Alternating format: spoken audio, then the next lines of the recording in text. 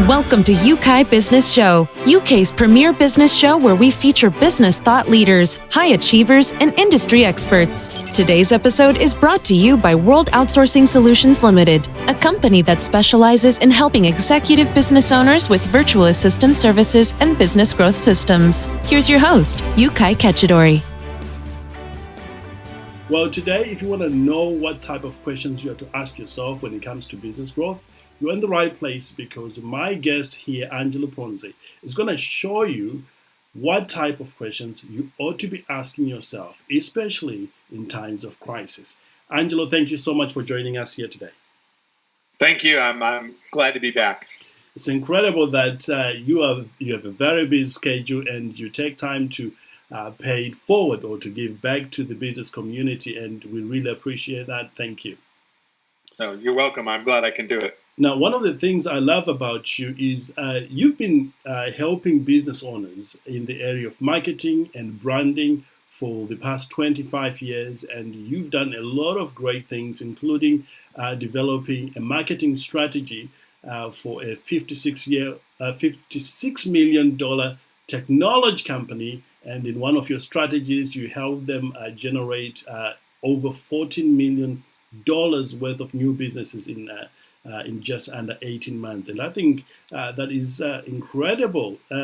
Maybe later on you could tell us how you managed to do that.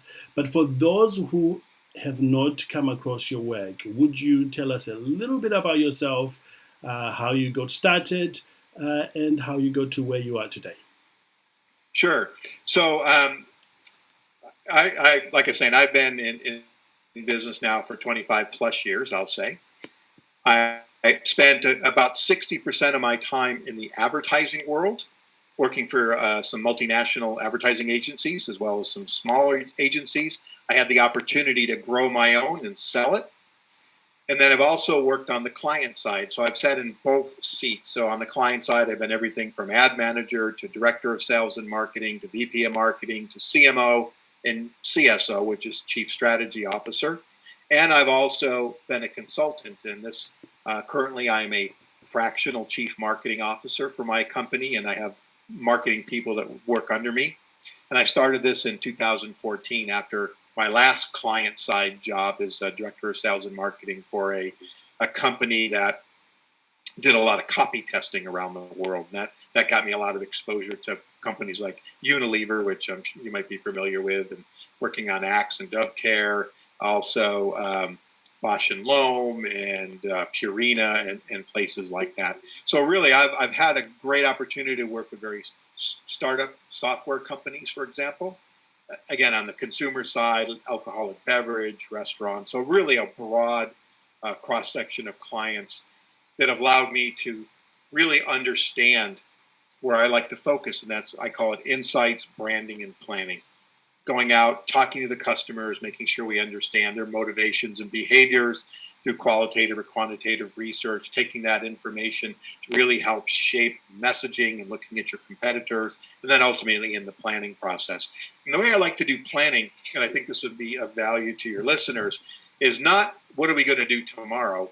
If you want to do a 3-year plan, let's go out 3 years, figure out how we're going to get to that number and work our way backwards. You could almost like to take the top of a tree. We're at the top of the tree. That's your goal. Now let's work backwards and looking at all the branches and all the things that need to be done in order to achieve that goal. Yeah. Versus a lot of companies tend to say, we want to be whatever, $10 million, and here's what we're going to do in the next year or next 90 days.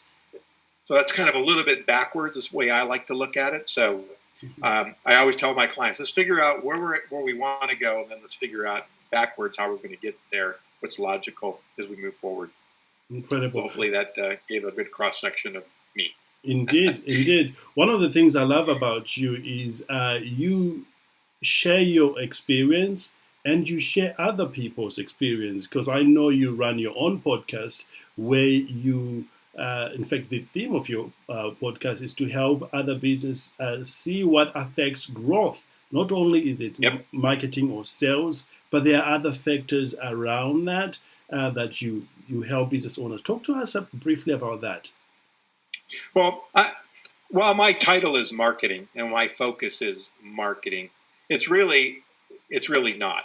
So I call myself, when I have other people talk about marketing, and like I'm in a meeting and they'll say, I do marketing. But what a lot of the times they're doing is creative side of marketing. So I like to say I'm a strategic and analytical marketer. Right. Kind of reinforcing what I said a few minutes ago, is digging into the data. Right. But I'm also a holistic marketer, because if marketing does the job it's supposed to do, we impact every discipline, department, and human being within an organization. And so therefore, by looking holistically, if I go out and help my client sell $1 million, for example, can they actually produce the product? Do they have the inventory? Do they have the bodies? So holistically, the company has to work not in silos, but collaboratively. And so that's the way I like to approach marketing, is to have a clear understanding of every department and where the strengths and weaknesses are, and how can we work together more seamlessly to make sure we're achieving the goals that we want to achieve. Because again, you can't achieve it. Some of the large advertising agencies I worked for were very silo driven. Right. So, I mean, I was an account guy and a marketing guy, and I didn't really get into the creative department, or I didn't get into the media department, because they all did their own little things. When I had my own agency, we actually changed that. We had a linear structure and a collaborative structure that was very unique and different, that I believe, for the time, which actually led to a much larger firm acquiring us. But they left us alone. They let us do our own model, they were a big siloed agency. We were a very collaborative agency, and they really loved that. So I carry that into the business now, is because of really understanding. I remember, and those nuances within an organization are just really important. So. Yeah, incredible. Well, let's talk very, maybe extensively here now about the questions that business owners ought to be asking themselves when it comes to growing their business. Now, bearing in mind that a lot of people right now, especially today, they're experiencing a lot of difficulties because of the pandemic. Now, what type of questions they must be asking themselves if they are going to thrive today? Yeah. Well, I think the first one, and it revolves around the customers, but my question then to the listeners to ask yourself is, do you know which customers are most valuable in terms of potential revenue and profitability? Because that becomes important, because you don't want to be chasing everybody and everything. So by understanding where your revenue really comes from is important. And that really gets into the analytics of your own business. So, for example, when I took on this client about a year ago, one of the things I asked the marketing department, how many verticals do we service? And there were 5 different vertical markets. Then I said, where do you spend your budget? And it was spread equally across all 5 verticals. Then I said, where does the revenue come from? Well, the revenue didn't come from 5 verticals. It came from 3.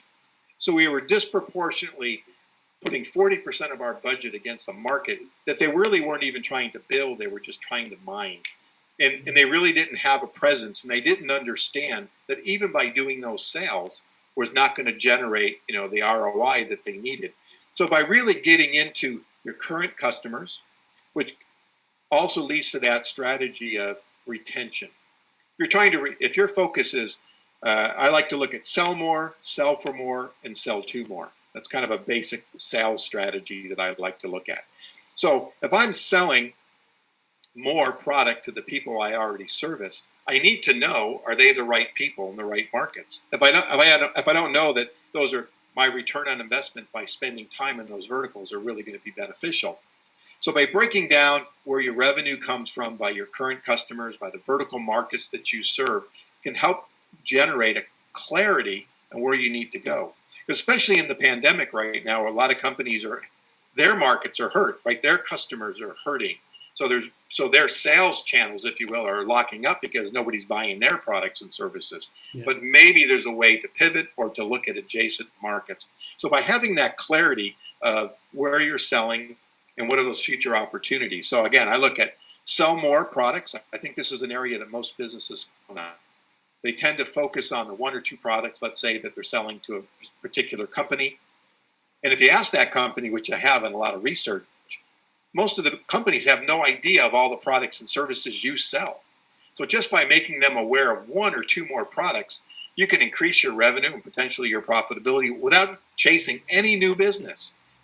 Now, the other option, of course, is to raise your prices, which is always a little iffy and dicey, but to sell for more. And then ultimately that strategy I mentioned of sell to more is, can you take the same products and services you have and to sell to another marketplace?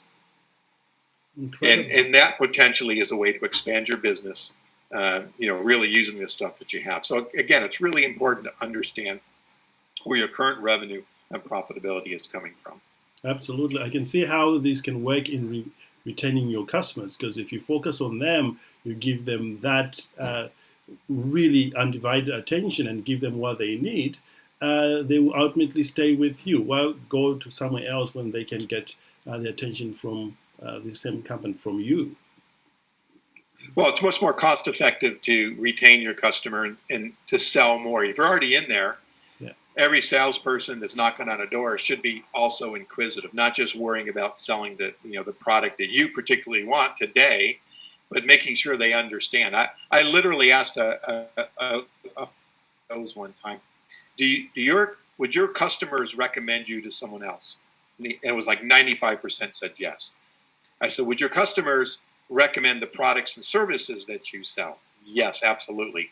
And then I said, do your customers know all of the products and services that you do sell? And only 5% of the CEOs said yes. So there's tremendous opportunity that they're leaving on the table, right? They're leaving money on the table by just marketing or telling a little bit more about the products and services instead of focusing on that sale, right? Because we're also dealing with maybe a salesperson who wants to sell because they need their commission. So they're not worried about growing other things. Yeah. But potentially it's an easy way to get through this pandemic and having clarity. And I think we talked in our previous podcast about the importance of understanding your customers. Absolutely. Well, let's look at the second key question, quality question business owners need to ask themselves right now. So the second question is really, do you truly understand your buyers and how they make decisions? Right. Now that becomes important, right? Because it's about customer centricity. It's about really understanding who your customers are, but also about how, for example, they consume information. If you're running a social media campaign, let's say, but your customer base actually doesn't look at social media as a way to get information, then you're really spending a lot of money not efficiently in your communications channels. And so by understanding, again, those various customers' bases, there's a lot of ways to collect this information, right? So you can do customer interviews, as I mentioned. You can do on-site customer surveys. You can do a live chat, social media, website behavior, recorded data, online reviews, offline surveys, focus groups, email campaigns. There's a lot of ways to simply get, in cost-efficient ways, to get information about your customers.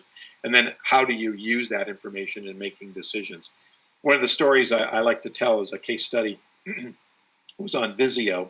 Yeah. And in years back in the 90s, Vizio Avatar was big in the movie theaters, 3D glasses and all this kind of stuff. And there was a surge on 3D televisions. And there was a race to the marketplace, Vizio, Sony, and Panasonic, to come out with the first 3D television. Well, Vizio won, and early adopters, the techies, they bought it up like crazy. But within the next 3 to 4 years, it started to tail off. Right. And ultimately, it failed and left the marketplace. And I always like to ask, and I won't do this, but why? Why did it fail when the market was so energized about it? And it actually boiled down to one simple thing. Consumers did not want to wear 3D glasses all the time to watch television. Yeah. A simple question that never got asked by consumers.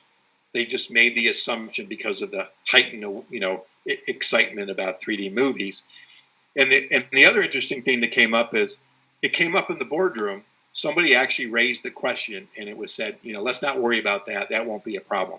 So they never went out and talked to their customers. So again, do you understand how they make decisions? Do you know their journey? Do you know the process they use? I think the latest statistic I saw was maybe 75%, might even be closer to 80%, especially in the B2B world, that businesses are doing research online before they ever pick up the phone to call your company. So if you're not have a strong presence and you don't know this and you're not delivering the right kinds of information in their process, they come the first time, maybe don't know you, right? So you're building awareness. Well, now they come back a second time. Now maybe they've got some consideration about you and they want a little bit more. Are you giving them the information that expands upon your offerings in the right way? If you go to an older generation, a lot of those folks still like case studies, written documents, pieces of paper. But if you're targeting pretty much anybody under 40, they want videos. So if you're not producing, these digestible videos that tell a story and motivate people, then again, you're missing the opportunity to really target and serve your marketplace. Right. And that actually leads me into the kind of the third question is your brand messaging differentiated and inspiring by being based on what you do and who you are?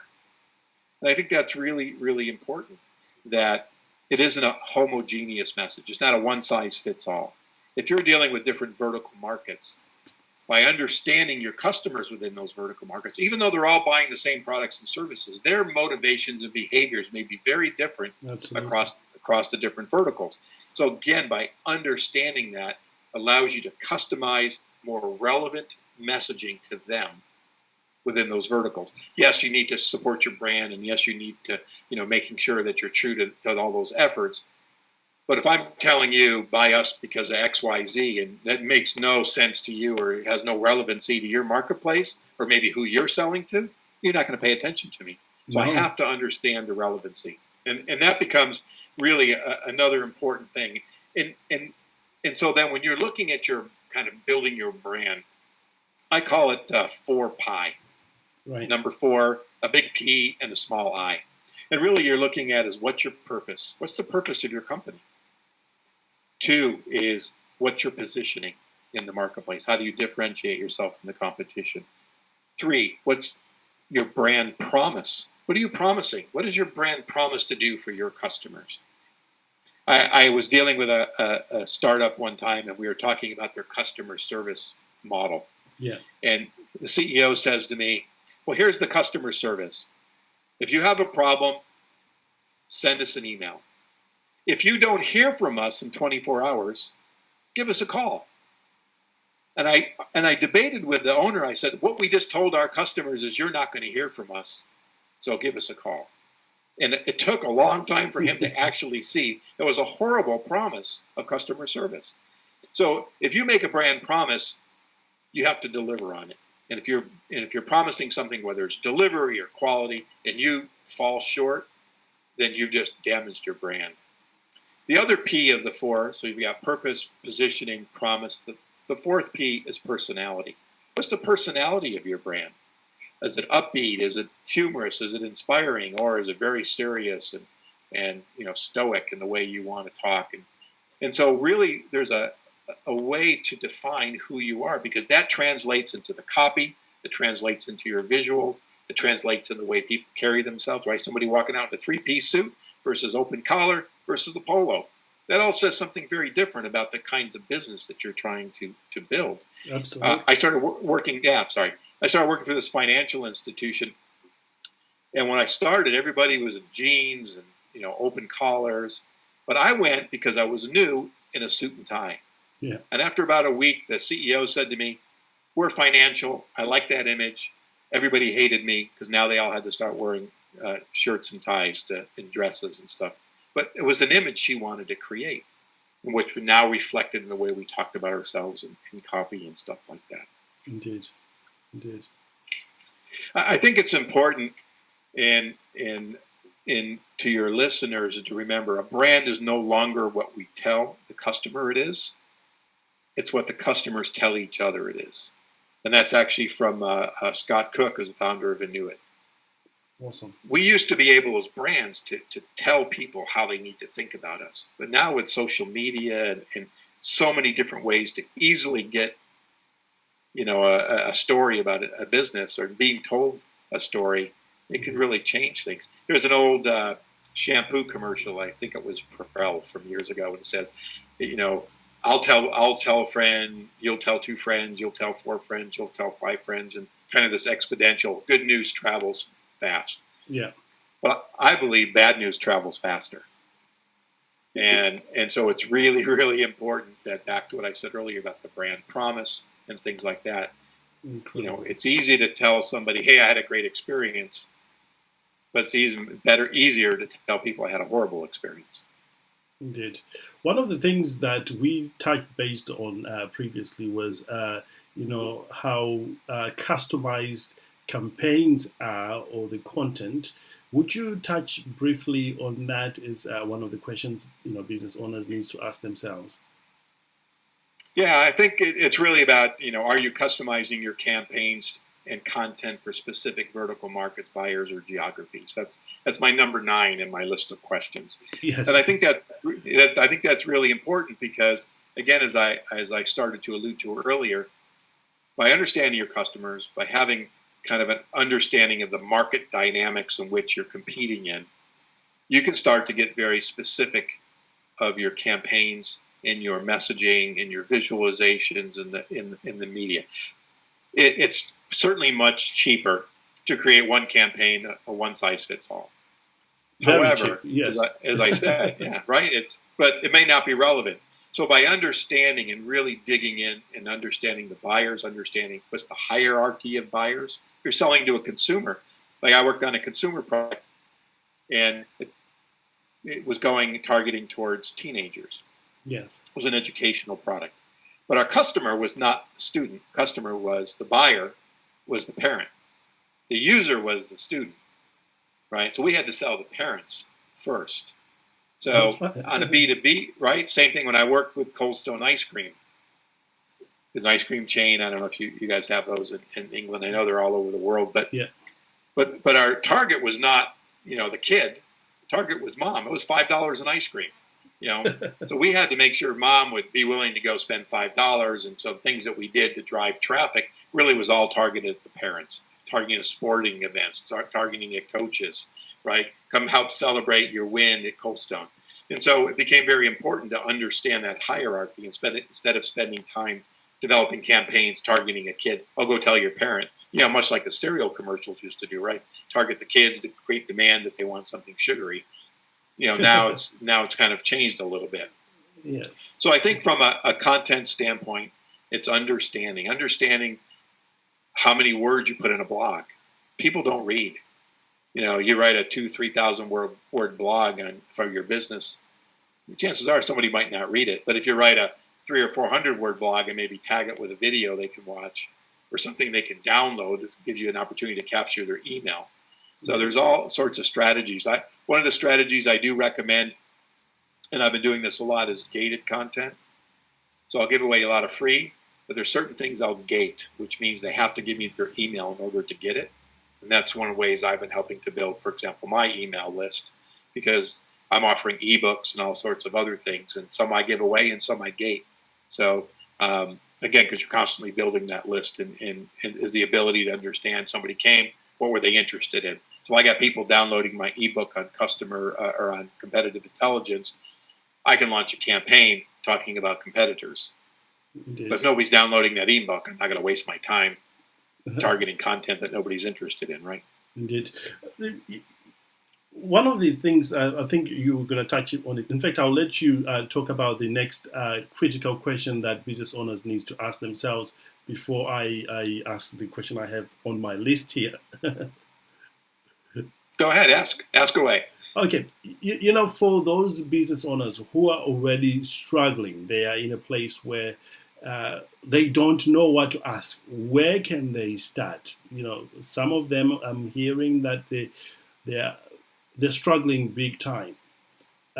What can they do to get their heads, out of the water, so to speak, so that they can look at business growth again? Because they have shrunk because of the pandemic.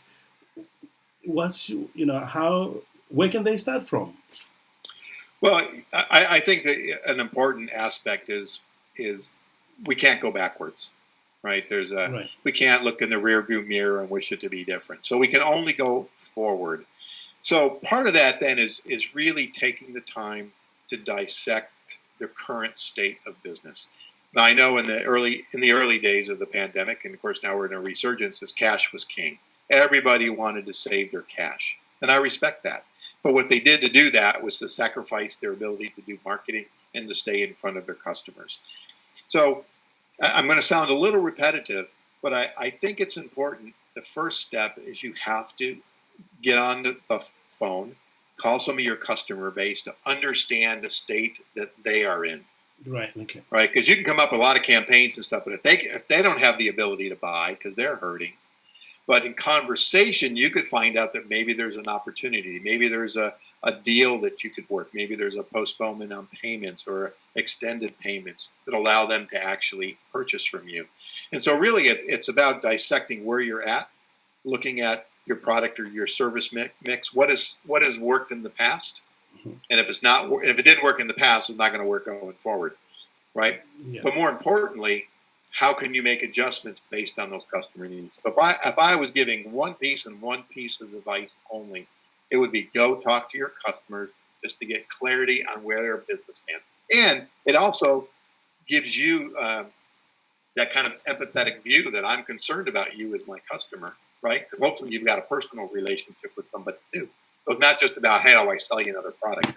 Don't do that, right? You want to understand. You want to go in and say, we're struggling, you're struggling. How can we work with each other? How can I help you, my customer, achieve the goals that you want to achieve? And by taking that approach, hopefully you've opened up a dialogue to get them to talk. And then part of that process, and I always recommend recording these when you can go back and reference them later on, or getting a transcriber while you're talking. So there's a lot of apps out there that will actually transcribe while you're talking. It gives you a great base of content that you can use, or at least for references later on, because we all tend to forget. What did he say in that meeting, an hour ago? I can't remember. Yeah. And that's where I would start. I mean, I truly, truly believe if we don't know what's going on in the marketplace, we don't understand what's going on with your customers, you're just shooting in the dark. Okay. Indeed. Well, thank you for sharing that. Now, as we come toward the end of our time together here, are there any major questions or critical questions that you would like to leave our listeners with today?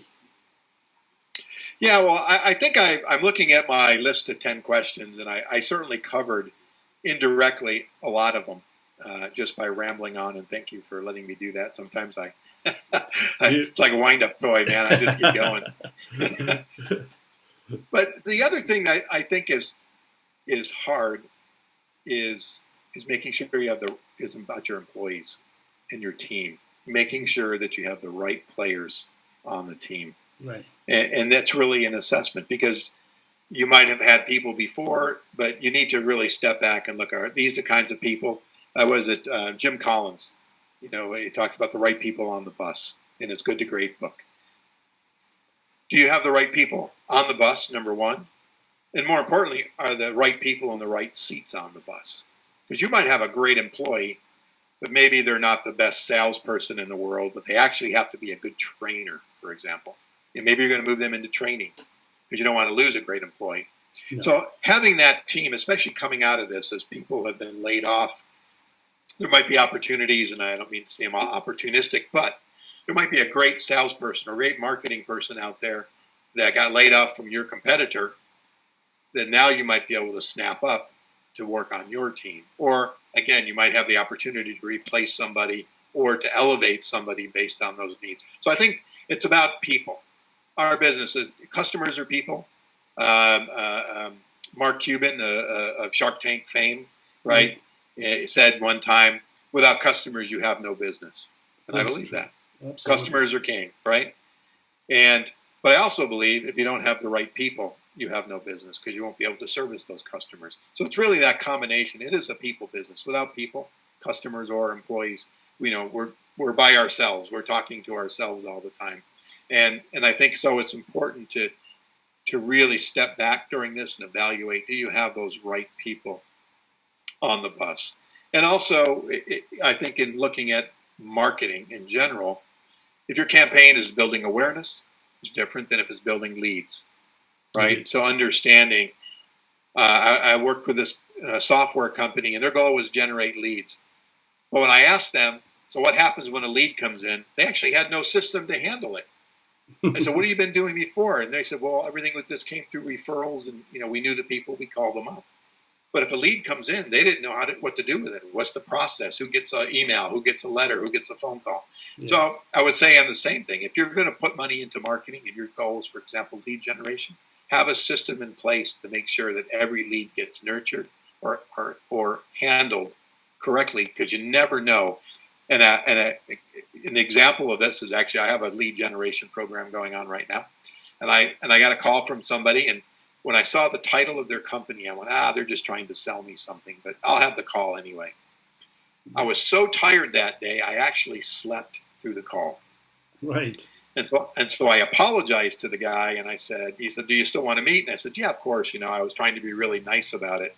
Well, it turned out to be, it was a real company that wanted to have a real conversation, but I made a perception just based on the title. So again, I take every phone call, every opportunity to have a meeting, because you just never know where it's going to go. But there's a system in place, and that would be the other thing I'd highly recommend to businesses. And I don't care if you're a solopreneur or you got 1,000 people working for you. There has to be systems and processes to be efficient. Incredible, absolutely incredible. Thank you so much for sharing those absolute gems with our audience and with me here today.